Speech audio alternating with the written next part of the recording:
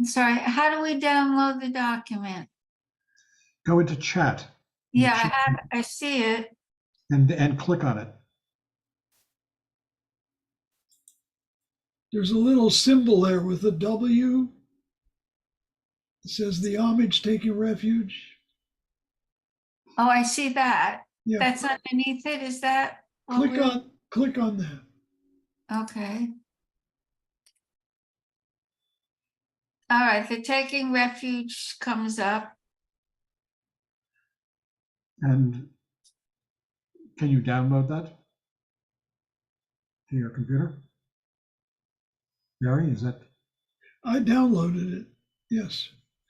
So Jane, maybe if you have a problem with that, we can follow up later and get it to you. Okay, all right, thank you. Yeah. Anyone else have any difficulty with that, getting that document? Okay, good. Sure.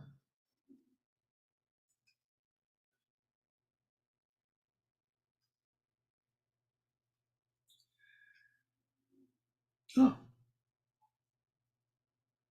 I start right now. Okay, let's all bow in first, if you would like.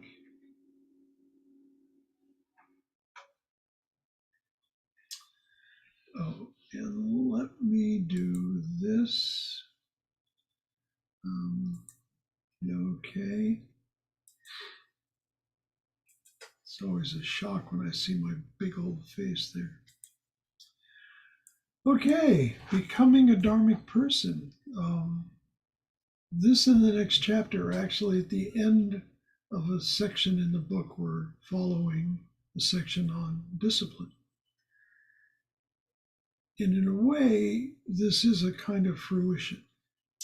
Now, he starts out by saying, and I'm just going to read this for a sentence. On the Buddhist path, the Hinayana is like the ground or the earth. Without that foundation, you cannot develop an understanding of the Dharma or establish basic sanity. But on that ground, you can build the wisdom of the Buddha. As a beginning student of the Buddha Dharma, you have to start with the basics. That seems pretty straightforward. Start with the basics to develop a strong foundation. I believe the foundation he's talking about here is becoming a dharmic person, which is a person who has absorbed the Dharma fully, has changed their allegiance, has given up window shopping, is no longer clinging to dreams of the future, memories of the past. Ultimately, one who sees the world through the eyes of their own inherent Buddha nature. Now, that's a ways off for most of us, but it's good to have this as an inspiration. Now, he says, as he says, someone who is thoroughly processed is a decent human being, and one who enjoys discipline, enjoys life, enjoys discipline. Imagine that. So we start with the basics. A little later on in this chapter, he says, at the Hinayana level, the Dharma boils down to your own sitting practice. And this really is the key. The simple process of sitting, returning our attention to the breath, the present moment, whatever, doing that over and over again without judgment, becoming aware that we are no longer really here, that we are dreaming. You see, every time that happens, there's an opportunity to decide what to do. And this is great. We can choose to go back to sleep or to wake up. Our wonderful mind has just tossed us the car keys, you might say.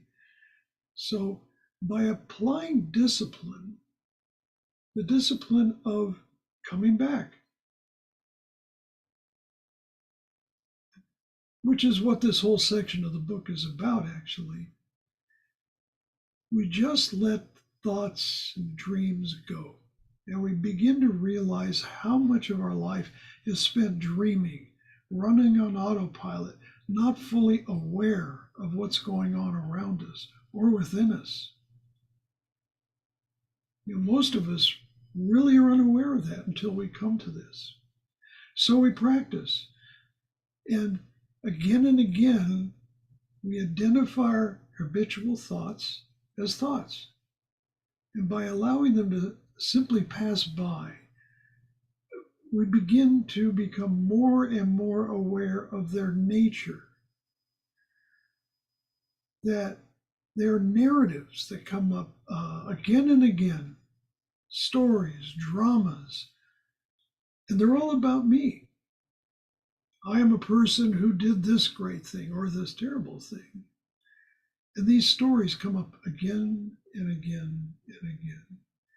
And simply seeing our thoughts and coming back, we begin to experience all of this stuff, as dreams. This is all about ego. That creating, embellishing, shoring up the legend of I. Really, like the legend of Thor.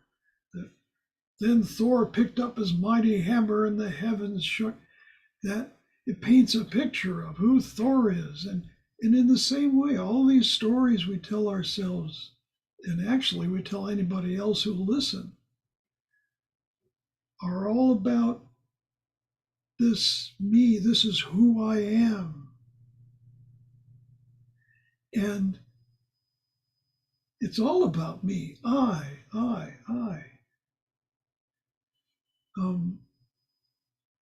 Lama Chodon, a Tibetan teacher, came to the Westchester Buddhist Center several years ago to give refuge vows. And something he told me then was, surrender your past.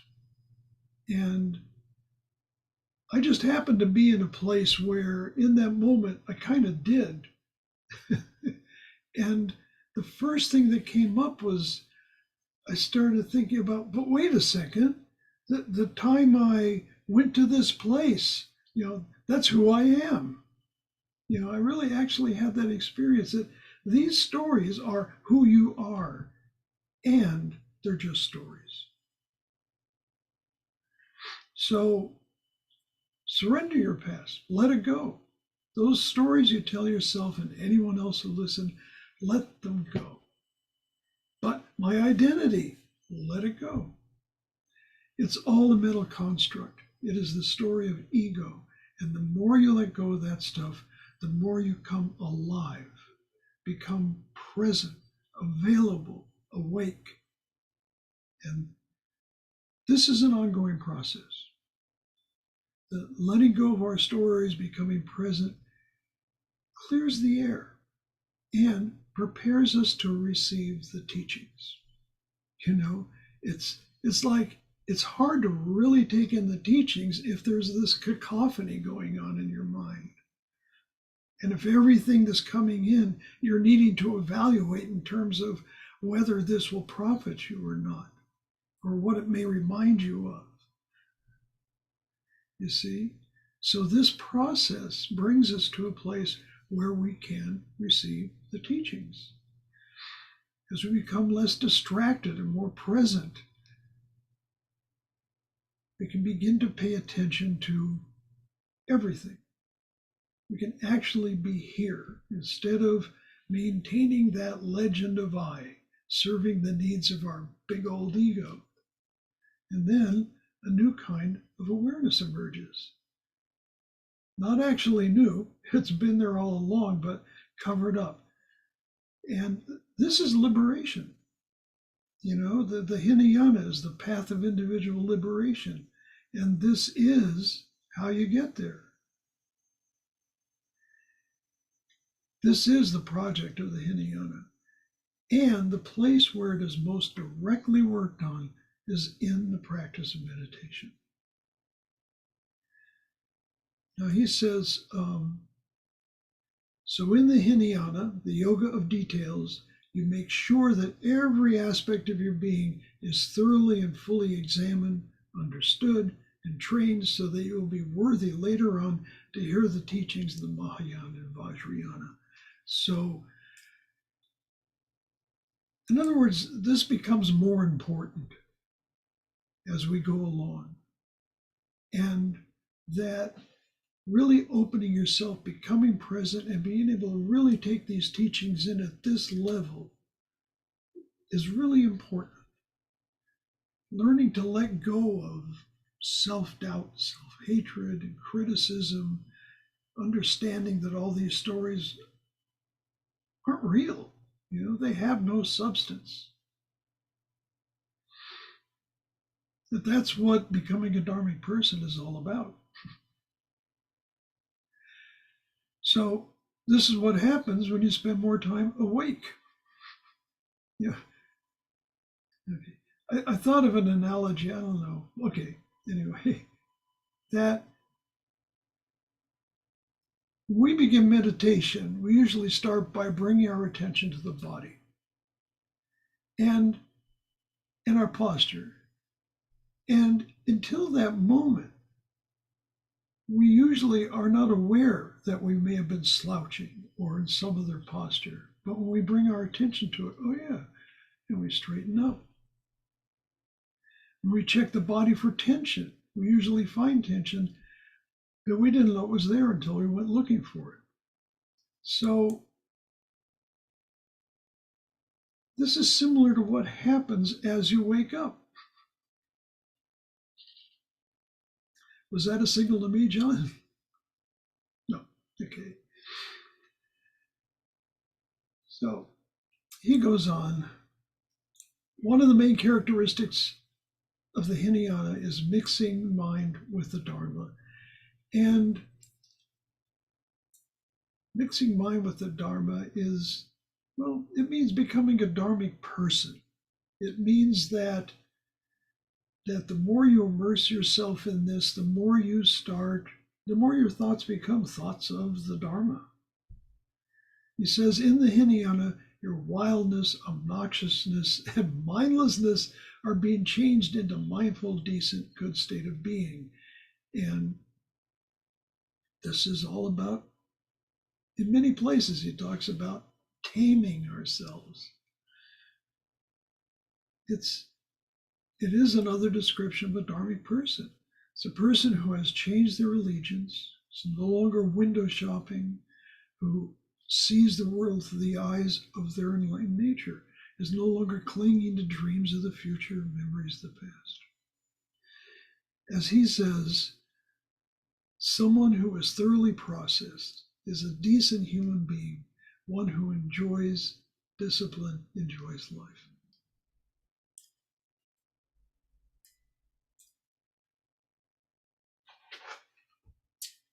And he says, if this does not happen, you will have a great deal of difficulty understanding or even glimpsing the truth of the teachings. So, I need to move ahead a little bit here. Okay. Also, becoming a dharmic person is not done to please anyone, especially yourself. It's not acting properly to gain approval, avoid reprimand. It's not about minding your P's and Q's or having to be some kind of a perfect person. He says, when you're acting, you are concerned with other people's possible reactions, but when you are behaving, you're just behaving. In other words, being genuine, that you can take these teachings in and become more of a dharmic person, and then you're simply being genuine. So we then get to the 7 characteristics of a dharmic person, and he actually tucks a couple of extras in there. And he starts out with an extra one that he added, which is creating a proper physical environment. So, as a support to your practice, it's good to have a proper environment for your meditation. If possible, create a place for your practice, make it clean and free of clutter, a place that expresses a certain level of dignity and order and simplicity. Although, as you go along, you may want to get more and more into some of the bling that you see in on Tibetan Buddhist shrines. And also a place, a schedule. These Zoom meditation meetings we have are very helpful in that way, so that you can begin to routinize it. That way you're less likely to be distracted, to be tempted away from it, to suddenly realize, oh, wait a second, there's something else I need to take care of. That every day at a certain time and place, it's time for meditation. You sit, you meditate.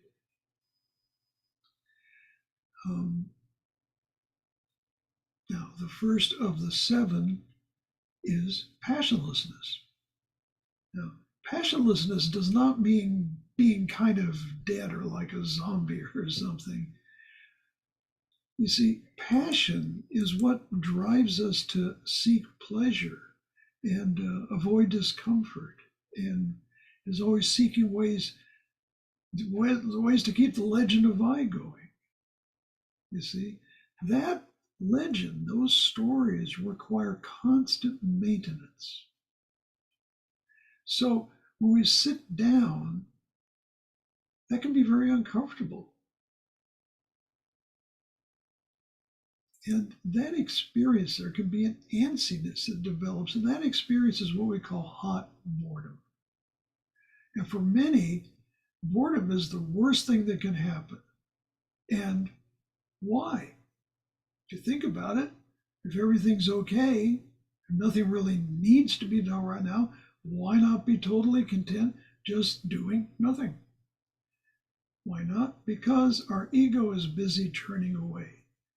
Why am I just sitting here? There's a great movie I could be seeing. There's always more to be done. Anxieties and fears that we're just kind of sitting here under the surface, that are just kind of sitting there under the surface, come to life. And this boredom can get very hot. And we're not supposed to be self-confessional, but I will say, I have been in a meditation hall with 40 or 50 people sitting, meditating, when my own boredom and antsiness picked me right up onto my feet and propelled me out of the room. Wow, hot boredom. I could not stay put. That can happen. But if we relax, continue to meditate, then that boredom cools. Becomes cool boredom, which is very different.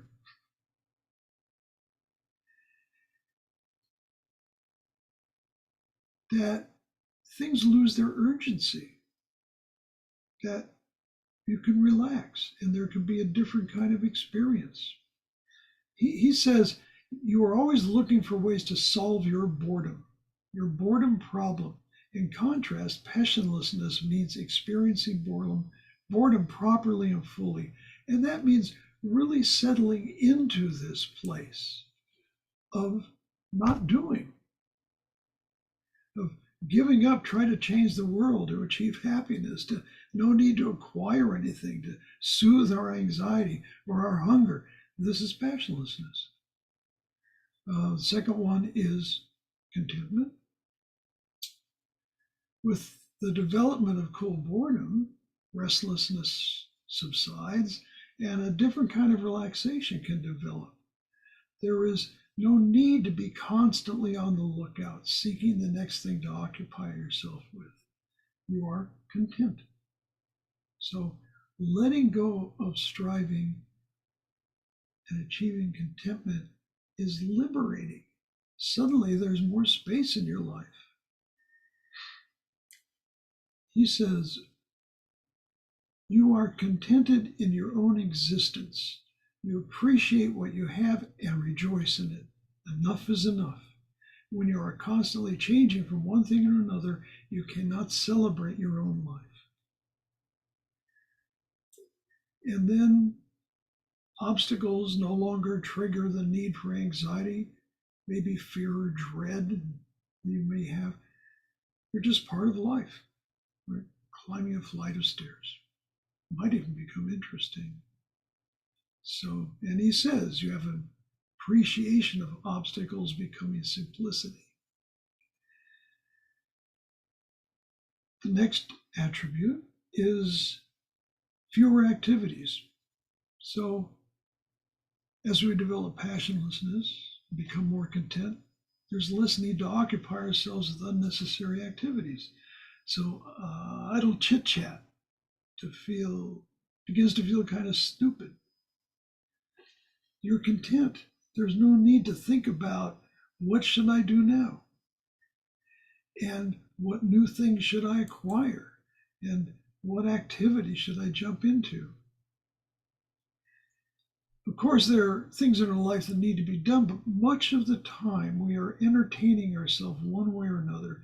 We could simply do nothing or engage in an activity that actually benefits ourselves or others. He says,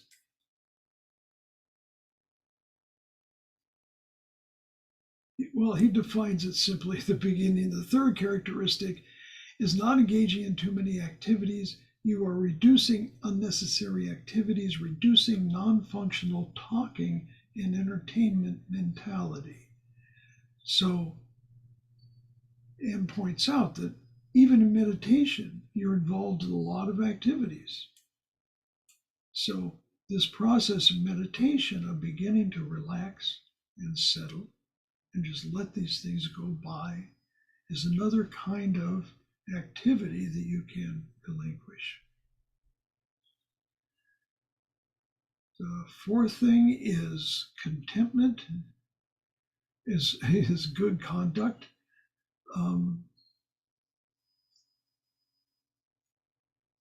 With contentment and fewer activities, there is more spaciousness in your life. There's less distraction, fewer preoccupations, and a growing awareness of our mental state and of our effect on others. He says good conduct is quite straightforward. It is based on being willing to work with yourself, and it is the logic of individual salvation and dedicating your deeds to the benefit of all sentient beings. And this is a reference to the two vows that many of you here have taken, the Refuge vow and the Bodhisattva vow. And again, it does go back to meditation, that as we sit and watch the display of our thoughts and feelings and just come back over and over, we open ourselves to seeing what is going on in this noggin. All of it. There can be ugly thoughts, we can just see them as thoughts. Shamatha meditation is actually an act of courage because we decide not to turn away, to keep our eyes open, gently return to the breath, to accept all of it, and we begin to make friends with ourselves, to treat ourselves kindly. So all of these thoughts and dreams, wishing things were different, wishing we were different, they're not very nice. Wishing we were different means that we believe that we're not good enough. If only I was more this, less that, then bing, we wake up. And we can make a choice to say, no, I'm not going to follow that story again. And we come back. And it becomes clear that coming back to awareness is a much better way to deal with this situation. So we take the refuge vow. And taking the refuge vow brings it into everyday life. We take refuge in the Buddha, the Dharma, and the Sangha. And it is at this point that you can truly begin to make friends with yourself. And as your suffering and your self-reference diminishes, so does the attachment to this I. And then you may begin to find that the most important thing to do is to be useful to others.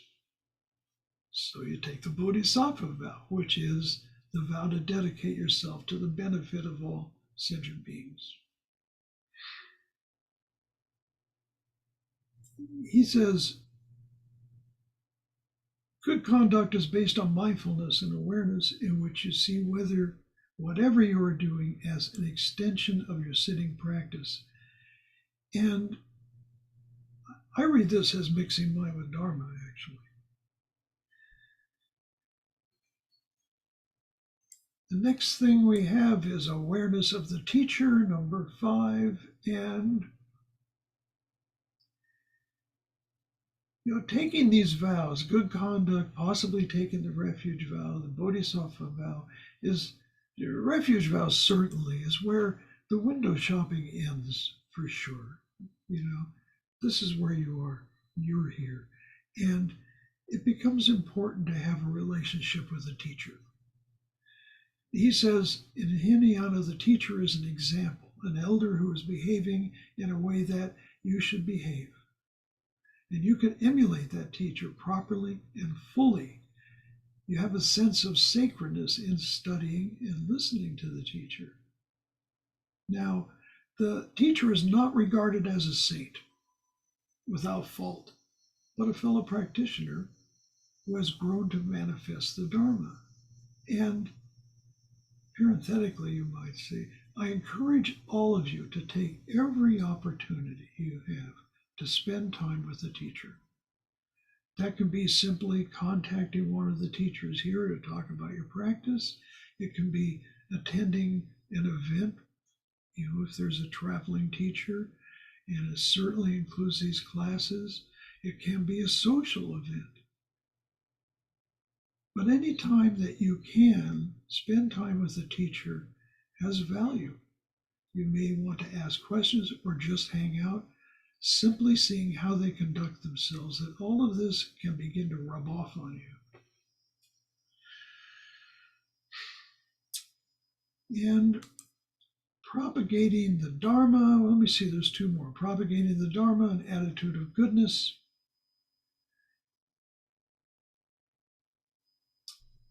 That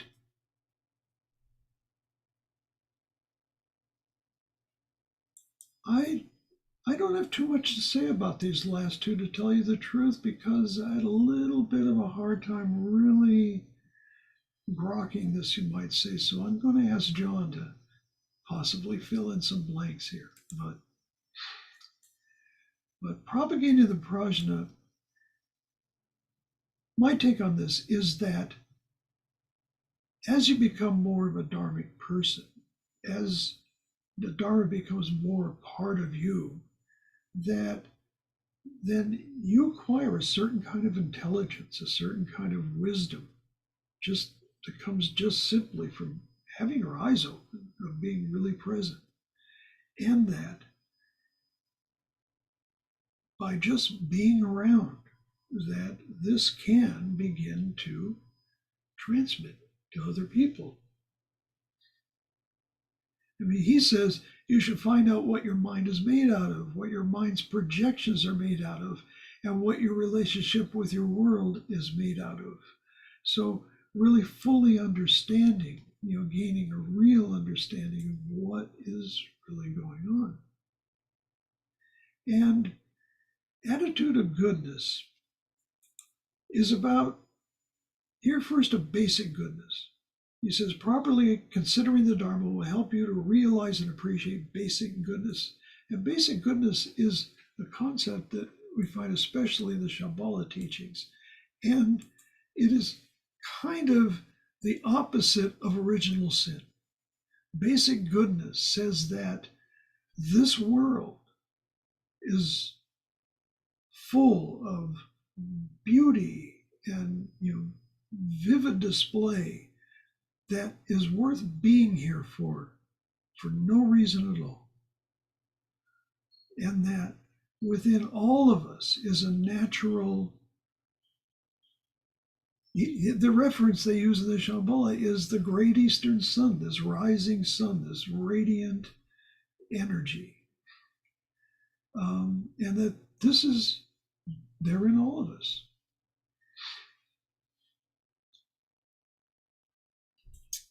So, and remembering the Dharma is the last thing that he had. This is an add-on from Chogyam Rinpoche.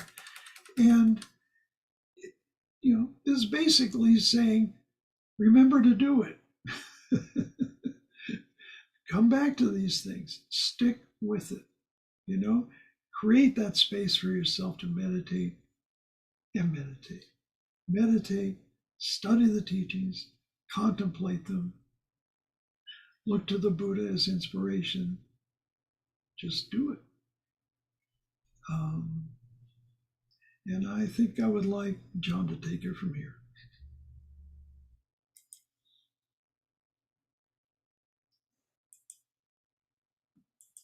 Okay.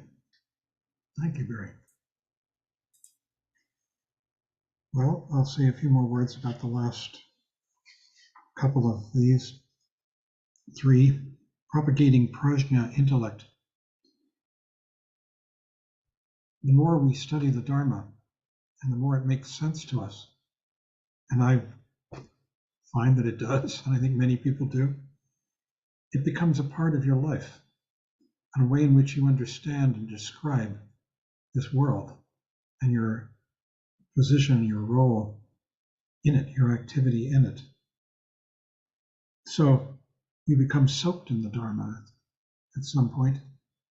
The more it makes sense to you, the more it becomes a part of your mind and your life, the way in which you understand yourself and your role in this world and the world itself. And he says, you're not taking time off from anything. Your life is infested with Dharma. It just comes everywhere.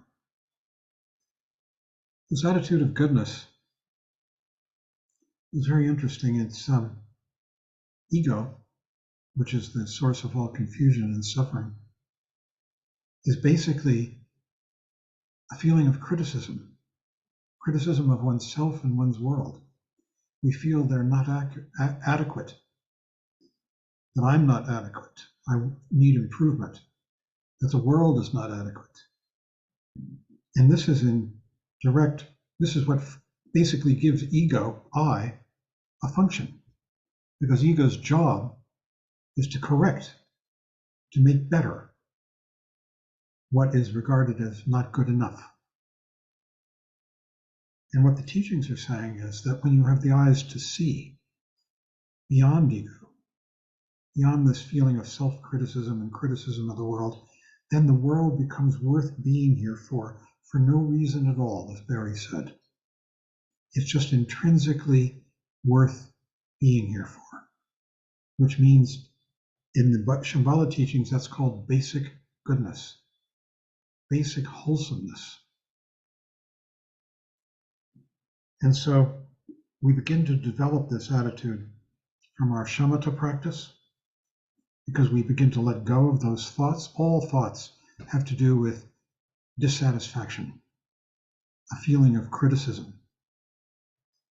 In the tantric teachings, which are the most advanced teachings, the ultimate evil is self-doubt, self-hatred. Because when you doubt and hate yourself, you project that same thing out onto the world and doubt and hate it as well, and commit all kinds of crimes, large and small, depending on your karma.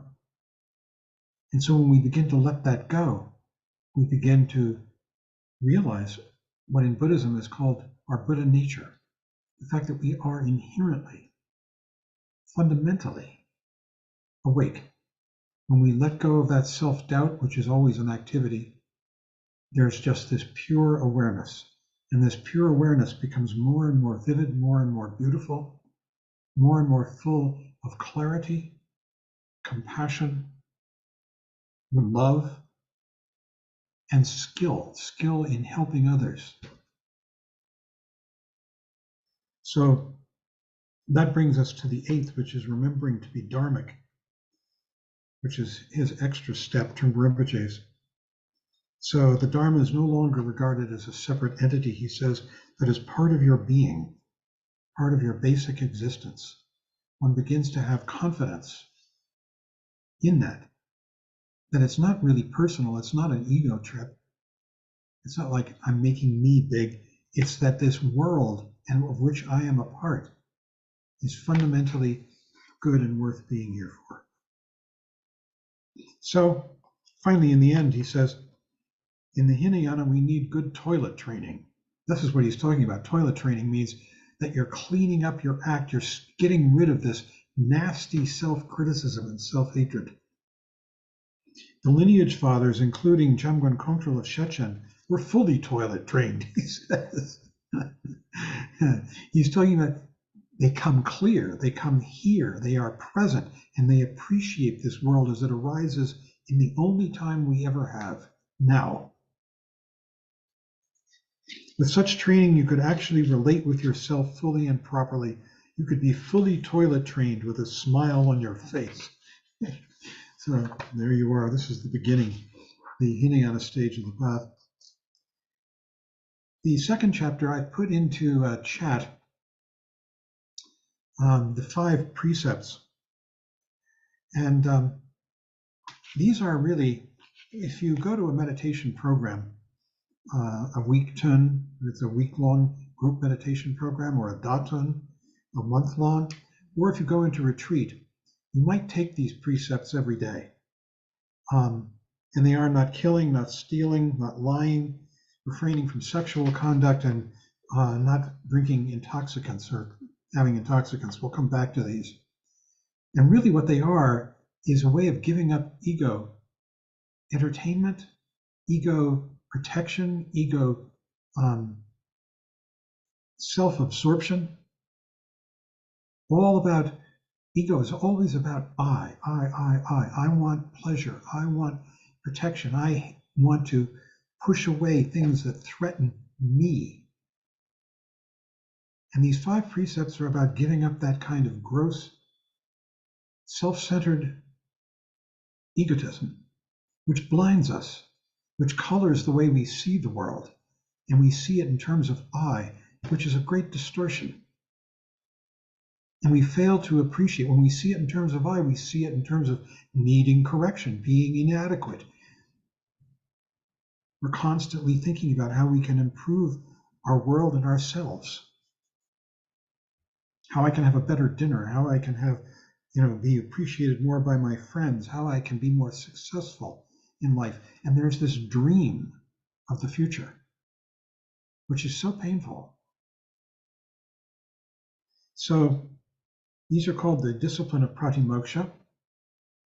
And what we do in a group, when we're doing group retreat, we recite them every morning. Take these vows: not to kill, steal, lie, sexual misconduct, and drinking. And if you're planning to commit one of these during the day, you simply don't take it. Now, committing these crimes is not regarded as a sin, like you have to beat yourself up or go for punishment or judgment. Instead, you go to your meditation instructor, whoever that may be, someone that you have respect for, and you confess the breach of the precept. It's really a matter of bringing it conscious. Because when we commit these, we're going unconscious. We're going into ego. We're going into some form of dream. And so by confessing, so-called, we're not really confessing a sin. There is no sin in Buddhism, in the same way there is in Christianity or Judaism or Islam and theistic religions. Rather, there are errors. And that's what these are. So the first one, which is killing, taking of life, might be swatting a fly. You see me brushing this fly away. I keep thinking about, should I kill it? And if you do kill a fly, and I have friends who are tantric practitioners who say that what you do is you say Om Mani Padme Hum, and that takes away the crime of having killed the fly. Who knows? I have no idea, but I think the most important part is to come conscious and to realize what's going on. And if you can, avoid taking life, because it's always avoiding egotism, selfishness, self-centeredness. That's what these 5 precepts are about. So and you'll see that in the text that I sent you, we say, how does it start? I don't have the text in front of me, but I should get it up. Pranatipata. I can put it up. Thanks. Pranatipata Virati Shikshapadam Samadhiyami, which means Pranatipata is killing. Shikshapadam is, and Samadhiyami is about taking a vow against it. And we chant these. You sit here in the morning and you chant them. And then you go through your day. And again, if you're going to commit one of these during the day, you simply don't take the vow in the morning. You plan that out. So if you're planning on having sex with someone, you wouldn't take the one abstaining from sexual misconduct, because who knows what sexual misconduct really is. I think a good definition of it is sort of losing your mind to passion of one kind or another, as opposed to sex being a beautiful form of communication and opening between 2 people. Sexual misconduct really means using the other person for passion and pleasure. Refraining from killing, that should be fairly obvious. Refraining from stealing. So oftentimes when we're in group meditation retreats, we have a group bathroom, everybody goes into the bathroom together. And sometimes you might walk in and you forgot your toothpaste, but someone left there, sitting there. So you think, oh, I'll just use their toothpaste. Or you forgot your soap, but somebody left a bar of soap in the shower. And you think, oh, nobody will mind, I'll just use that soap. That's stealing. That's using what was not offered. That's the definition of this vow. And then you go and have to confess that to your meditation teacher. Oh, I took the soap. Tiny little thing. But, it could be worse. Lying is pretty obvious. Not telling the truth. Telling an untruth. Sexual misconduct is a little more difficult. But I think basically it means becoming absorbed in pleasure, passion, and losing track of the communicative aspect of sex. That sex can be a beautiful and wonderful and profound opportunity to open and communicate genuinely with another human being and to give pleasure to them. And when it ceases to be that, then it will be regarded as misconduct. And finally, there's refraining from intoxicants, alcoholic beverages, whatever, which you do during meditation, during a meditation retreat, unless, for instance, at the last night, we're going to have a banquet, and we know that there are going to be intoxicants served. And so in that morning, we wouldn't take this vow. The chant leader might chant it, but the people who are going to have alcohol would not, because they're going to drink it.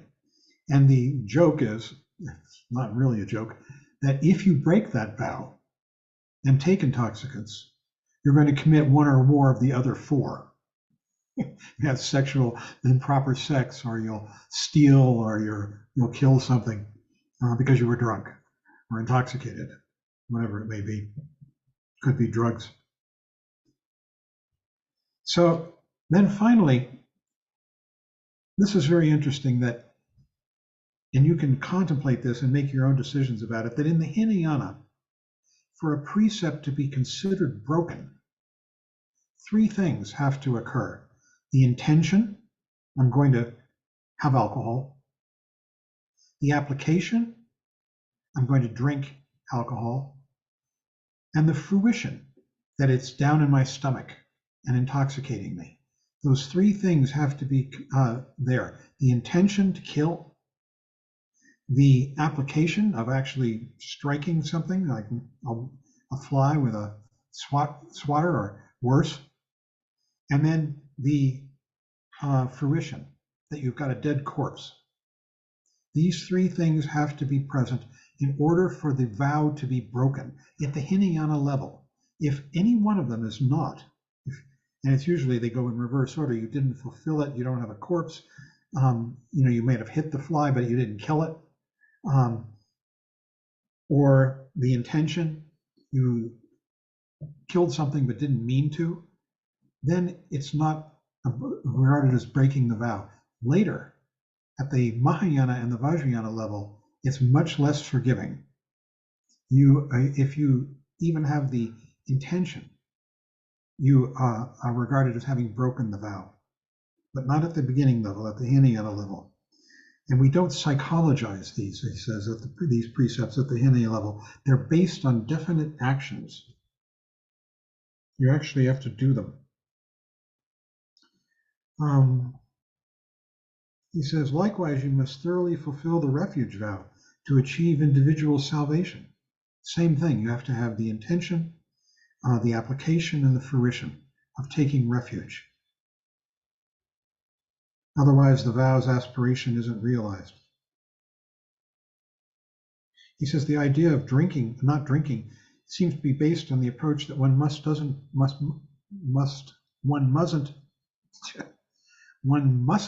do anything chancy, like drinking to intoxication. One's life must be kept very simple and absolutely ordinary. So if you wish, you can take these vows as an exercise at your morning meditation. Not to steal, not to lie, not to kill, not to steal, not to lie, and that's the one I'm missing. Kill, steal, lie, sexual misconduct, and intoxication. And you can take any one of them, or all of them, or some of them, and then watch what happens. And if you commit one of them inadvertently, then you should confess. And again, confession isn't a matter of sin. Sin is just not there in Buddhism, in the sense that it is in theistic religions. No one is blaming, no one is judging. The confession is really a matter of bringing it conscious, completely conscious, not hiding it. So finally, he observes that of the vows that we take, the refuge vow, the bodhisattva vow, and the samaya vow, the refuge vow is taken for one lifetime. And in that lifetime, you take the refuge, basically you're committing to this, to Buddhism and the practices of Buddhism as your path. And that you've given up shopping for any better path. You've made a commitment to yourself and to this particular path. The bodhisattva vow you take, which is you're vowing to be a benefit to other sentient beings. And that's taken for many lifetimes. And in fact, when you enter the Vajrayana, the bodhisattva vow, you don't even have to take it. You've already taken it, and it continues. That intention, that motivation to practice for the benefit of all sentient beings, down to the lowest microbe. And finally, samaya vows. This is something that everyone in this room is probably not familiar with, which is these are purely tantric vows. And when you take when you're admitted into particular tantric practices, Vajrayana practices, Vajrayana, Tantrayana, Mantrayana, they all mean the vehicle of absolute. Tantra is the vehicle of continuity, mantra is the vehicle of protection. Mantra literally means protection. So it's Mantrayana, yana means vehicle. And Vajrayana is the adamantine, the indestructible vehicle. So when you take initiation into practices in these vehicles, This is, you take vows of samaya. The most important vow is the vow of obedience to the teacher and of secrecy. You're not going to share what you've been given with anyone who isn't qualified, who hasn't taken the same vow. Probably, it varies. There are some practices you can't even share it with someone who's taken the same vow but with a different teacher. It has to be with the same teacher. So there's obedience to the teacher, there's secrecy, and this is called samaya vows, and these are taken forever, samaya vows. So finally he says, it's important to take the refuge vows, saying that you will follow the Buddha as example, the Dharma as path, and the Sangha as companionship. In the same way, it is good to take the precepts from time to time. This is definitely the starting point of the Hinayana, and you should do it properly. You could become sane, spread the Dharma, and work for others. So when we do group practice like we did last year, I don't know if we're going to have one this year, we'll see. We take the precepts every morning, all 5 of them. And again, if you're going to break one during the day, you know you are, you don't take it. And then if you do commit that act, like you kill something or you drink intoxicating substances, then you haven't committed a breach and you don't have to confess.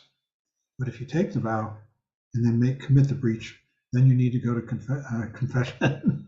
But it's not confession like in the Christian sense. So we can have a discussion.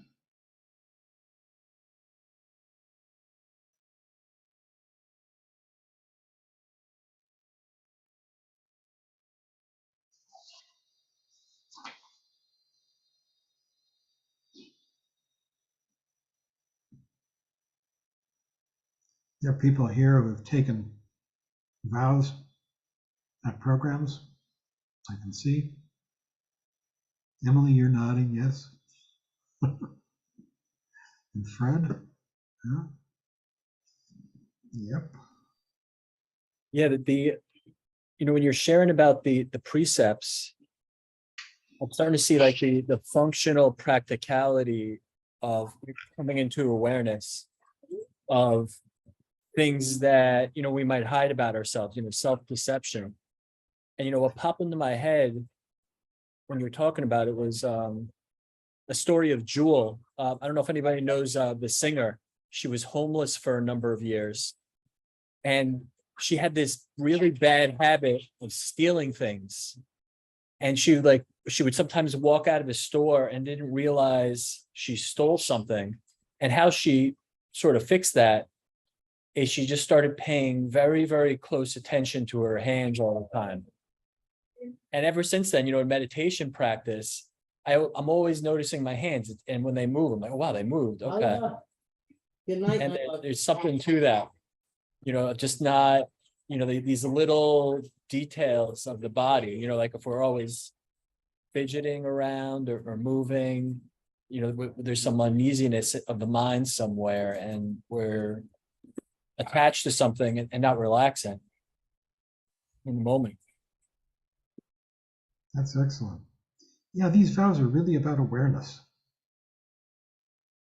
as well as not committing neurotic crimes like killing another sentient being or stealing something that isn't yours. But they're really much more about awareness, especially when they're taken at meditation programs.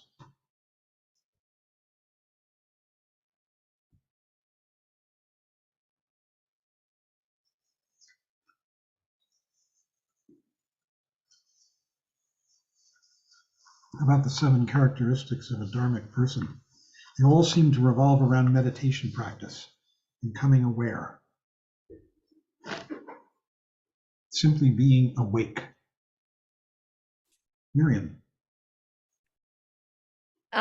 Yes, this is a review for me, which is very helpful because there are aspects here of becoming a dharmic person that I found useful the first time around, but somehow they had slipped my mind. And And here, you know, before he talks about the 7 characteristics of the Dharmic person, he says that Dharmic people behave differently. They walk differently, they eat differently, and they talk differently.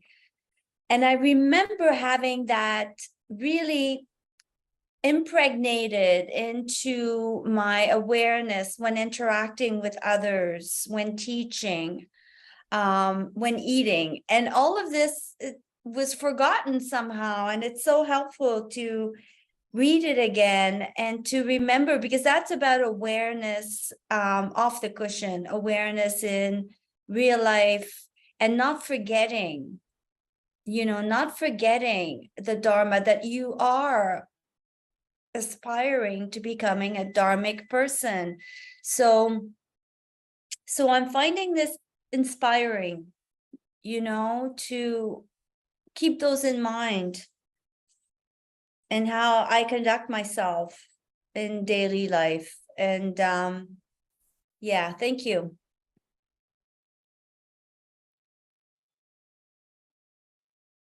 Yeah. Mindfulness meditation is so powerful and important. It's really all about becoming sane, moment by moment. Every time we come back to awareness and let go of the dreams of I and other, we're coming back to sanity.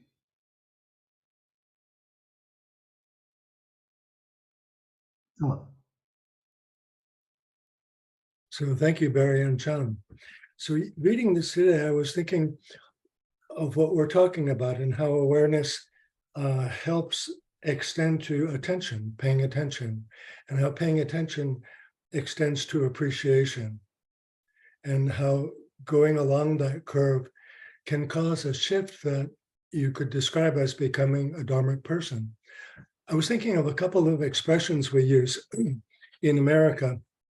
And one is, like, so many people have this mantra, more is never enough. You know, it's just never enough. It's not good enough. You're not rich enough. You're not beautiful enough. You haven't got enough degrees. More is never enough. And there's a movement that's possible away from that to this one, which is learn to want what you already have. Learn to want what you already have. And we can do that. And we're the same people, basically. We're in the same world, basically. It's just a shift in a point of view. Sometimes it seems to me that what Buddhism is best at is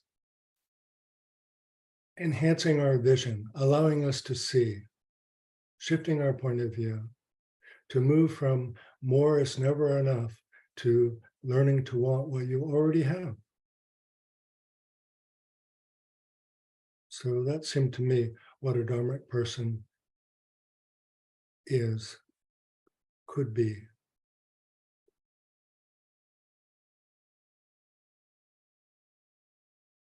And you can take it even further, because especially in the Mahayana, much less the Vajrayana teachings, they say that we're fundamentally, each one of us, Buddha, awake.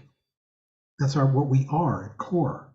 We've just gotten distracted into a dream, or dreams that come from moment to moment, but that our core, which never stops, is fundamentally wholesome, beautiful, awake,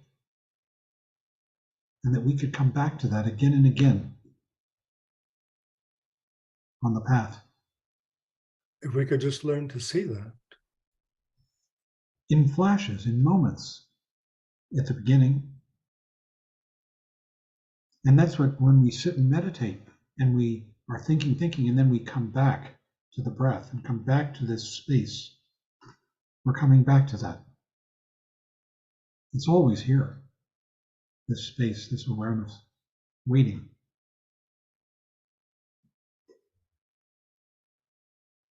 So, I mean, Hinayana meditation practice, watching the breath is really profound. It involves giving up ego and coming back to sanity in whatever degree.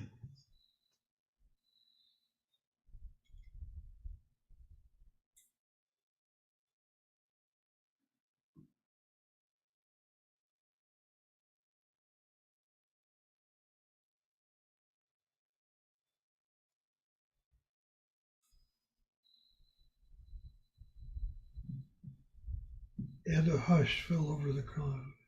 Uh-oh. Very Yeah, I'll just briefly, the 7 characteristics of a dharmic person. Again, I'm coming back to that. Reading it helped me feel better about my boring summer. Like I felt a little bit, it was me, my practice and the contemplation and the study, but not a whole lot of excitement like other people have in the summer. And I know that I felt a little bit like I was missing out, but now I'm realizing, wait a minute, I'm developing those characteristics of just being content, with what I have, fewer activities, good conduct. So it's making me feel a bit better anyway about recommitting to the practice and not looking for, passion or activities that are, let's say, more exciting. That's wonderful. That's really terrific.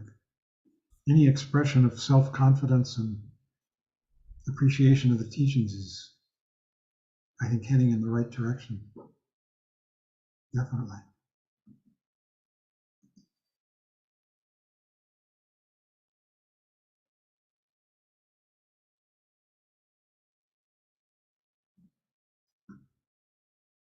Anybody else? Just whatever your thoughts might be.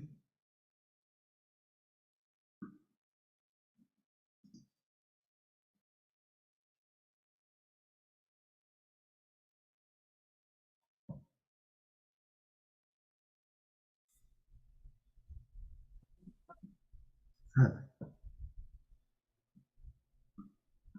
Yep, I have a question on discipline from how he mentions it here versus in the Mahayana and the Paramita, the transcendent version. I know there might be a slight translation difference in like the Paramitas, where like some people might call it ethics or morality. Is there a distinction between the two? Between Hinayana discipline and Mahayana discipline? Definitely. Hinayana discipline has to do with, you're still very much aware of yourself, and you're treading the path, and you're using the techniques and the teachings to come back to awareness. At the level of the Mahayana, really, like that kind of transcendent discipline, the paramita, you've already discovered egolessness. So discipline becomes the act of resting in that awareness, pure egolessness that you discover. That's the entrance to the first stage of the Mahayana path. The first so-called bhumi is the discovery of prajna and shunyata, emptiness. Emptiness of what? Emptiness of I and other, that they don't exist, that they're myths. So it's really pretty much the same kind of thing, that it's coming back to reality.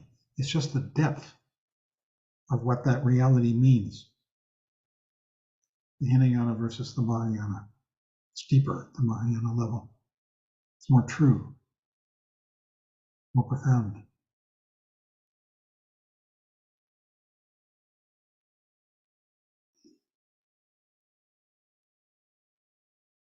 Prajna paramita.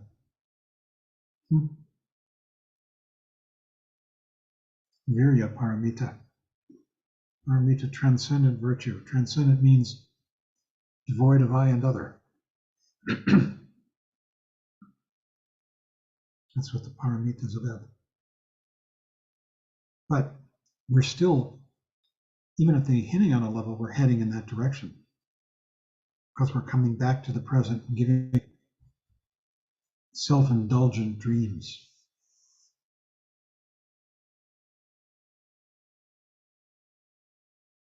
Self-critical dreams.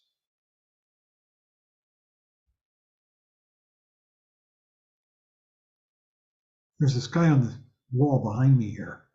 He's the wrathful aspect of Padmasambhava. He's all black. A little hard to see because he's black and I don't have, good light here and good camera. But he's wrathful, and what he represents is the wrathful aspect of wisdom. And the main job he has is to kill self-doubt, self-criticism, self-hatred. And that takes place in the form of a demon called the Gelgong. And his job, Dorje Trolla's job, is to kill the Gelgong. The Gelgong is self-hatred, self-doubt. That's very tantric. It's sort of nasty, uncompromising. And every time we come back to awareness of the breath, that's what we're doing. We're letting go of that self-doubt.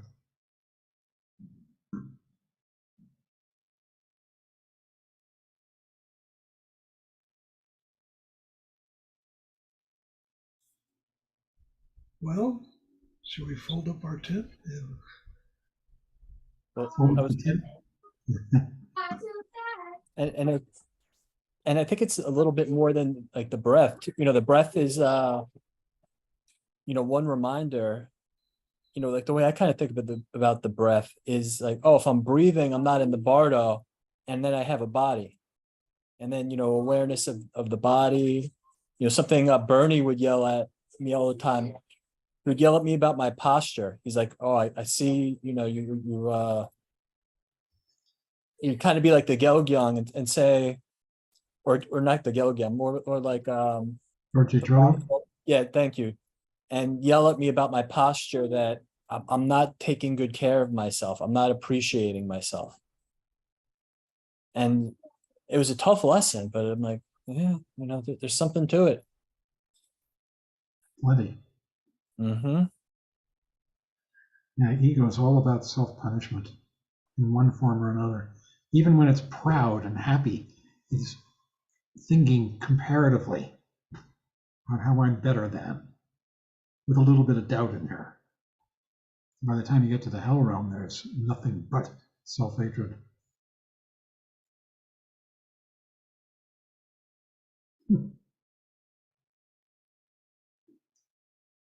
He says right at the beginning of this chapter that at the Hinayana level, Dharma boils down to your sitting practice. I put that in bold on my notes. Oh, yeah. That really hit me between the eyes. That's what I focused on.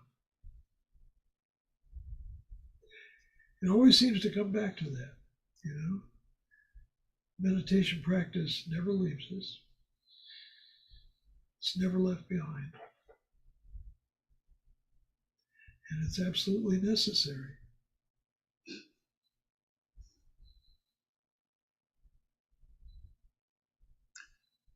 Well, anybody else before we close?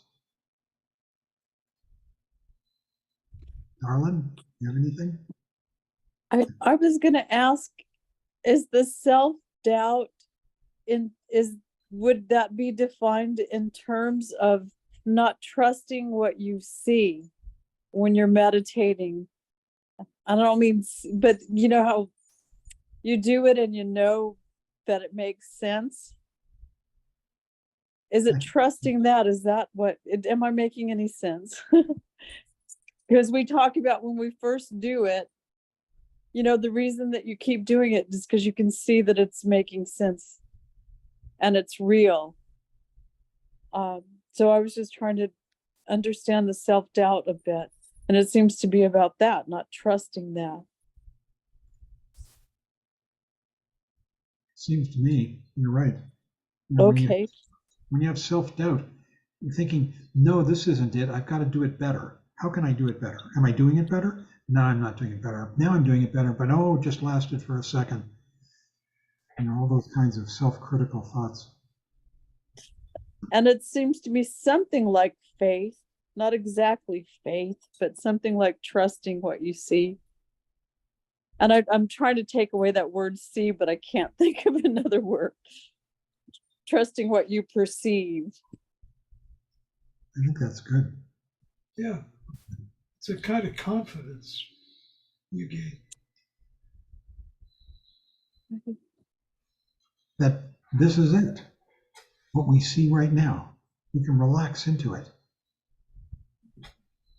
Rest here. My friend and mentor Mac once said to me that it had been bothering him for a while, that he couldn't figure out what I was doing that bothered him. And he said, finally, you are too humble. And then I realized he didn't mean, all these years later, I decided, I don't think he really meant humble. I think he meant confident. Ah. Yeah, it could be.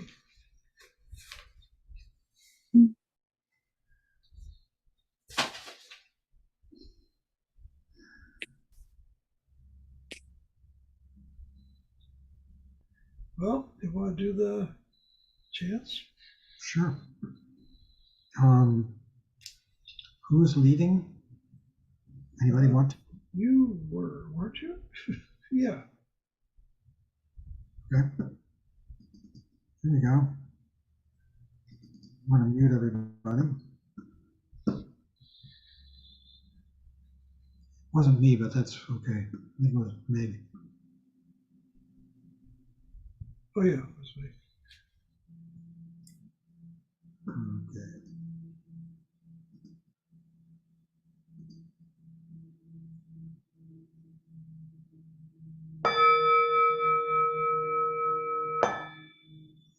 By the blessings of enlightened and compassionate ones, by the power of my positive actions of 3 times and my prayers of pure aspiration, may wars, conflicts, epidemics, and all other maladies dissolve in this world, and may the earth and all who live on this earth enjoy the abundance of well-being.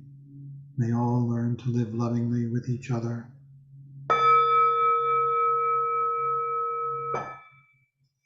By this merit, may all obtain omniscience. May it defeat the enemy wrongdoing. From the stormy waves of birth, old age, sickness, and death, from the ocean of samsara, may I free all beings. By the confidence of the golden sun of the great East, may the lotus garden of the Rigden's wisdom bloom. May the dark ignorance of sentient beings be dispelled. May all beings enjoy profound, brilliant glory.